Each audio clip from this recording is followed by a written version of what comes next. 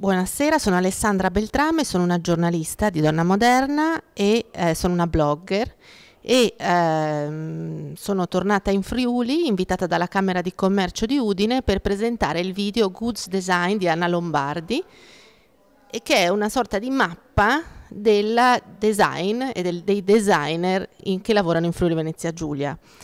Sono qui perché da circa un anno sono ritornata anch'io in Friuli, come in passato ha fatto Anna Lombardi, perché sto cercando un po' le mie radici, perché in questa terra sono cresciuta e la mia famiglia viene anche dal mondo dell'industria, il mondo della sedia e anche del design, e quindi ho cominciato a indagare un po' sull'industria del distretto della sedia, anzi a indagare sulle chad race, che poi sono le sedie friulane, quindi cercare di capire cosa c'è di speciale qui, cosa resta e cosa sarà il futuro. E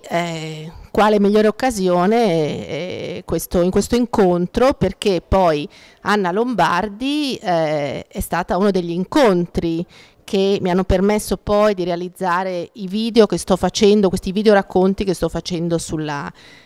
sedia friulana, e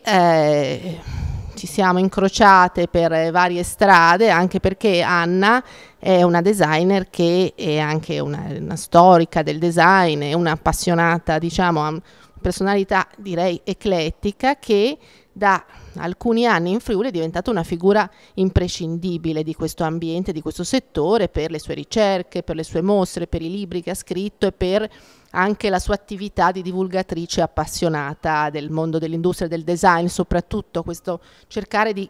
rendere il design sempre più aperto, disponibile e anche accessibile, anche capito da chi ancora forse lo trova un po' lontano, un po' difficile o non lo accetta. E da questo punto di vista, appunto, oggi presentiamo questo video che racconta e fa parlare i designer. E è un video che mi è piaciuto molto perché riesce a, con poche parole, poche frasi, con un'estrema sintesi, a avere una densità di contenuti e di concetti che poi si possono sviluppare, insomma, anche, diciamo, la scelta di indagare sul design facendo parlare i designer è sicuramente molto indovinata. Poi c'è una cosa molto bella è questo andare a cercare 3 generazioni di designer, quindi Werner Toffoloni, Enrico Franzolini e poi Luci Di Pevere, che a modo loro e con le loro esperienze dicono delle cose molto significative. E poi ci sono tutti gli altri designer che dicono cose assolutamente interessanti, come il design è relazione, il design fa paura, il designer è un pasticcere, e poi appunto vedendo il video scopriamo poi perché lo dicono. Per fare design bisogna avere testa, e chi ha testa fa design, il design è il mestiere più bello del mondo. Insomma, è un video che poi quando hai finito di vedere, diciamo, ti viene voglia di scoprire il design, e poi magari, insomma, se sei un giovane, anche studiarlo il design.